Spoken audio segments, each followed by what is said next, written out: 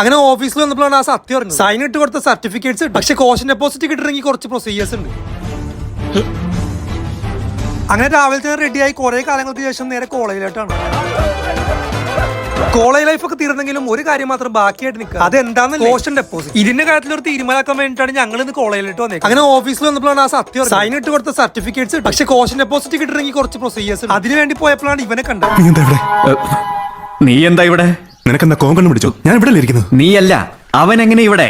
എല്ലാരും കൂടി പ്ലാൻ ചെയ്ത് വന്നേക്കാം. അങ്ങനെ ഇവന്മാരൊക്കെ ആയിട്ട് നേരെ ഫോം വാങ്ങാനായിട്ട് സ്റ്റോറിലേക്ക്. ഇത് കോളേജിലെ ഇമ്പോസിറ്റ് ചെയ്യുന്ന സീനല്ല. കോഷൻ ഡെപ്പോസിറ്റ് വേണമെങ്കിൽ ഇതേപോലെ ഫോം ഒക്കെ വാങ്ങി അച്ചീർന്ന് എഴുതേണ്ട വരും. പിന്നെ പഠിപ്പിച്ച മിസ്സുമാരൊക്കെ ഞങ്ങൾ കാണാൻ പോയി, അതും സ്വീറ്റ്സ് ഒക്കെ. അത് കഴിഞ്ഞ് സാറാണെങ്കിൽ തിരക്കിട്ട് ഓടിപ്പോയി. Bye bye Tata good bye. കുറെ നേരം മിസ്സുമാരോട് സംസാരിച്ച് പഴയ ഓർമ്മകളിലോട്ട് പോയി.